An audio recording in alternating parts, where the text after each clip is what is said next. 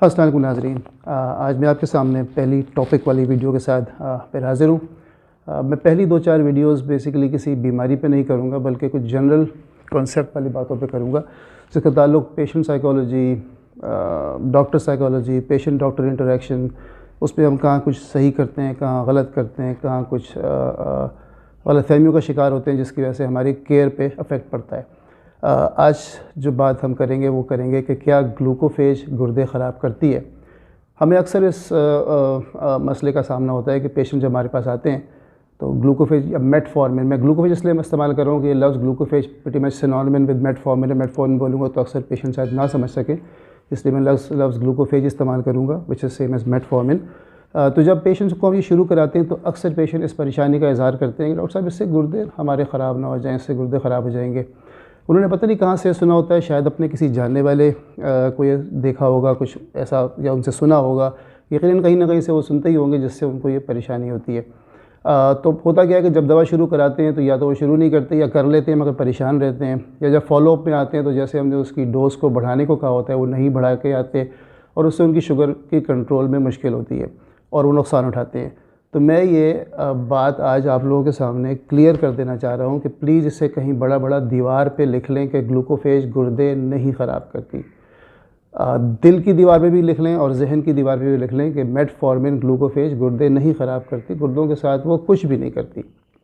In fact ना ही blood pressure की दवाएँ ना ही शुगर की दवाएँ गुर्दे ख़राब करती। कोई अक्सर पेशेंट्स हमसे ये भी कहते हैं कि जब उनकी दवाएँ बढ़ाते हैं, डोज़ बढ़ाते हैं, तो उन्हें ये फ़िक्र होती है, वो कहते हैं डॉक्टर साहब कहीं इससे गुर्दों पे असर ना पड़े, कहीं ये ना हो गुर्दों पे प्रेशर पड़ता है। वो पता नहीं कहाँ से ये कॉन्सेप्ट लेके आए होते हैं। शायद उन्होंने अपने जानने वालों को देखा होता होगा कि वो हाई डोजेस ले रहे हैं ब्लड प्रेशर और शुगर की, इसलिए कि उनका ब्लड प्रेशर शुगर काफ़ी बढ़ा हुआ है, उसको कंट्रोल की ज़रूरत है। ब्लड प्रेशर शुगर कंट्रोल में ना हो तो वक्त के साथ गुर्दे ख़राब हो जाते हैं, तो वो समझते हैं कि शायद इसका ताल्लुक दवाओं से है rather than the disease itself. तो समझने की बात यह है कि डायबिटीज़ और ब्लड प्रेशर गुर्दे ख़राब करते हैं हमारे। आपको पता है पाकिस्तान में सबसे कॉमन कॉज गुर्दे ख़राब होने का क्या है?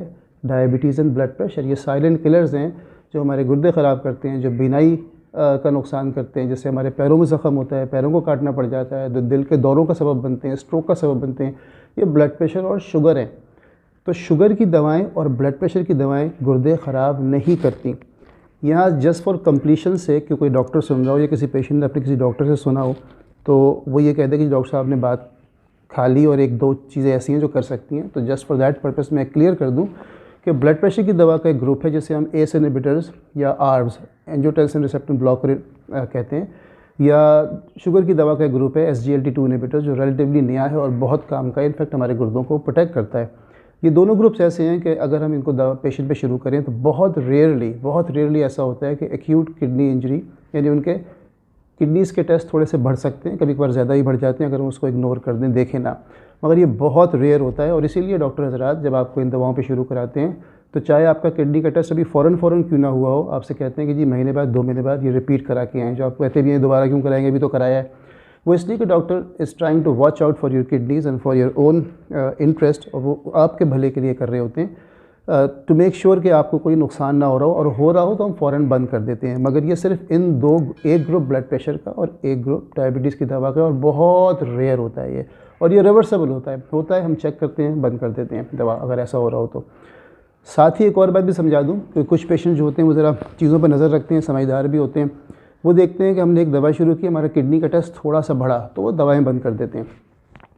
ऐसा ना किया करें, क्योंकि ये दोनों दवाएं, जैसे मैंने आपसे कहा, ACE inhibitors and ARBs for blood pressure and SGLT2 inhibitors for diabetes, जब हम ये दवा शुरू करते हैं तो 1-2-2.5 महीने बाद, 3 महीने बाद जब हम रिपीट करते हैं तो अक्सर पेशेंट्स का जो क्रिएटिनिन है, किडनी का टेस्ट, वो थोड़ा सा बढ़ा हुआ होता है, बट दैट्स नॉर्मल।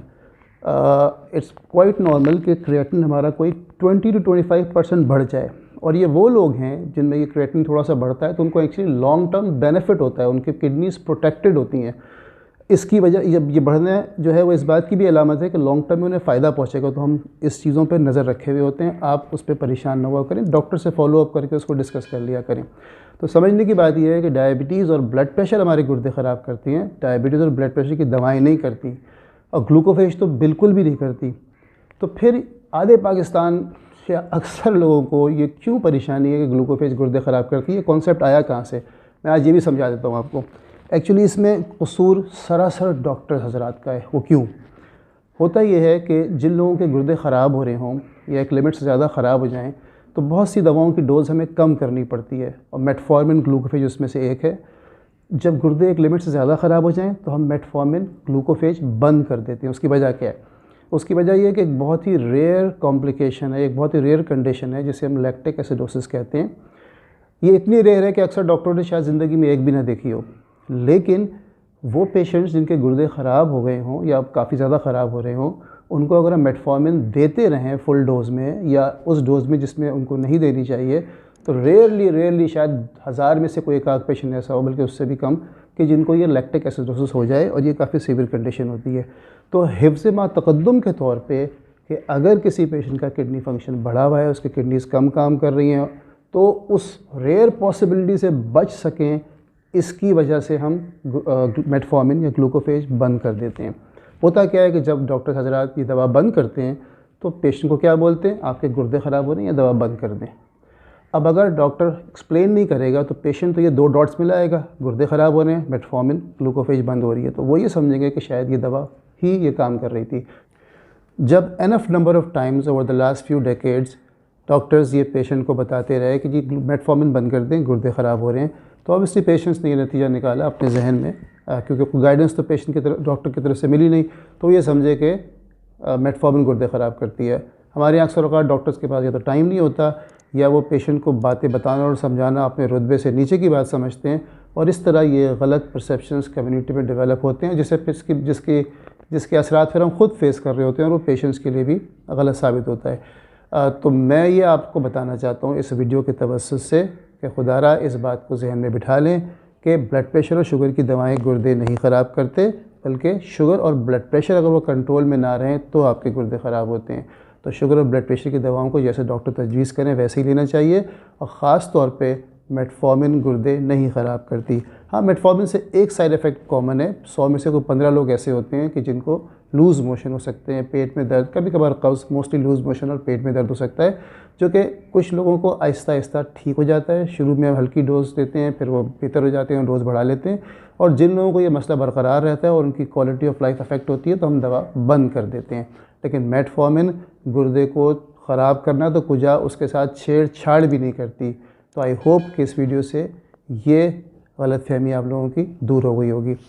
अगली वीडियो तक इजाज़त दें। अल्लाह हाफ़िज़।